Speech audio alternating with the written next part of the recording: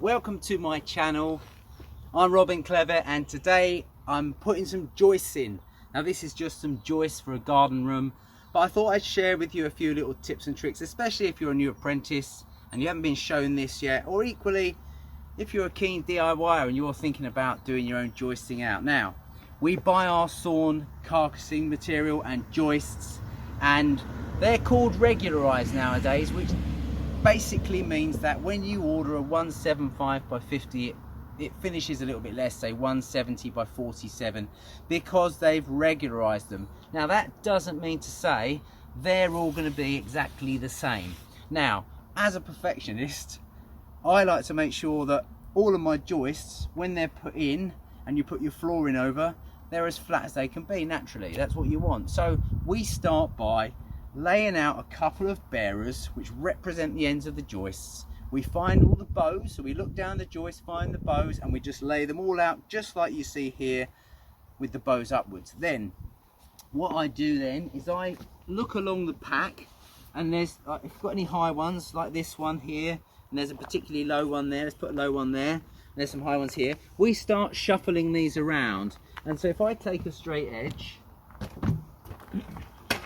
and if I put that across here, let's try that, you can see that just because of the difference in the bows, the difference in the heights of the timber, you're going to get these undulations. Now what happens then is when you put your flooring on, if you brace these out at 400 or 600 centres, whatever the case may be, your floor is going to undulate as well. So you can eliminate that as much as possible by having a simple shuffling them around on the pack until you can get them to slide and your straight edge moved across.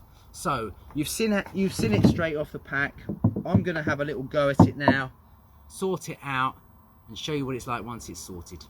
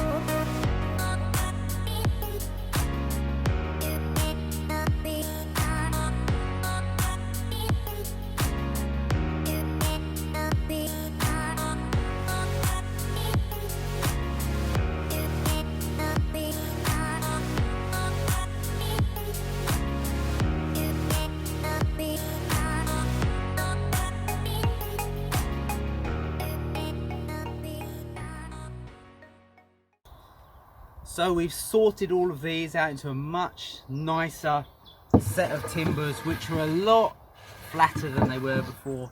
Now, the other thing this is really good for is I've got some 3-plies here, which is triples, and I can immediately look and see which 3 are perfect together as well. So I'll take the 3 together, make them into the triple, and slot them in as well. So I'm sort of sorting out all of it at the same time, and I know when I lay them out, they're all going to be perfect. And just in case someone twists one round the wrong way, we're just going to take a marker and just draw a line all the way across the ends. We then know that the red's going to go at one end and everything's going to spread out nice and flat. Well, I hope you enjoyed that. Enjoy this little bit of time lapse now of us putting the joists in.